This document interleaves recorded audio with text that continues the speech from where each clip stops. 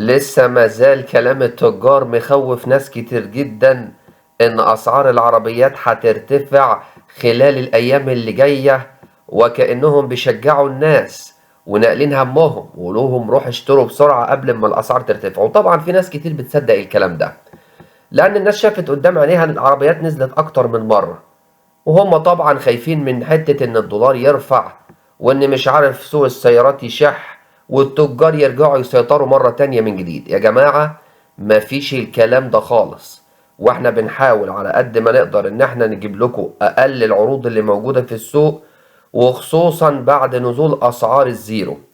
اوعى تفكر ان التاجر ناقل همك ويقول لك الحق اشتري قبل ما السعر يرفع.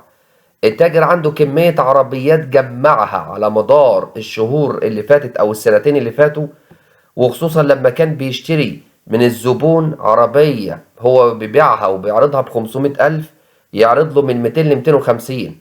وشفنا ياما ناس كتير جدا اتعذبوا علشان يبيعوا عربياتهم، والتاجر كان ياخدها منهم ويخسف بيها الأرض ويروح يبيعها بقى ليك بأسعار خرافية وانت بتشتريها. لكن دلوقتي كله صح والسوق أصبح واضح، والوكيل نفسه والزيرو نزل بال150 وال200 ألف.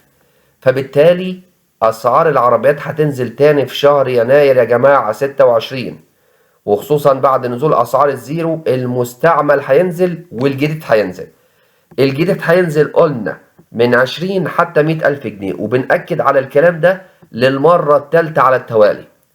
المعروض اللي في السوق زاد، الوكلاء جابوا عربيات كتير يا جماعة موديلات 25 و26، ده لسه في 25 حتى الآن ما اتباعش، وده زود المعروض في السوق. فبنشوف تخفيضات كتير جدا على موديلات 25 و24 عشان يفضوا المخزون اللي عندهم. المنافسة الكبيرة بين الشركات المحلية والأجنبية خلتهم ينزلوا الأسعار عشان يشدوا المشترين بقى، وكل واحد عايز يبيع. المصانع المنتجة اللي أصبح بتنتج في مصر وبتزود من التجميع والإنتاج، وده طبعا بيقلل من اعتمادنا على الاستيراد اللي هو أساسا بيزود السعر بسبب تكلفة الدولار والجمارك. لما بتكلم إن سعر صرف الجنيه استقر نوعا ما مقابل الدولار الأمريكي، فما بقاش في سبب يقول لك ان اسعار العربيات هترتفع الفترات اللي جايه. عشان كده بنقول للجميع محدش يقرب يا جماعه من العربيات في الفتره الحاليه لو اسعارها مبالغ فيها. لو السعر بتاعها يعتبر كويس نوعا ما ممكن اقول لك اشتري، لكن لسه في نزول في اسعار المستعمل قوي وجاي ما بين 15 ل 20% مقارنه بالاسعار اللي كنا بنسمع عنها خلال الثلاث اربع شهور اللي فاتت.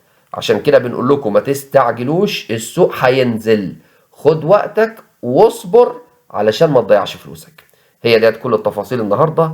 ما تنسوش تشتركوا في القناه وتفعلوا زر الجرس، والسلام عليكم ورحمه الله وبركاته.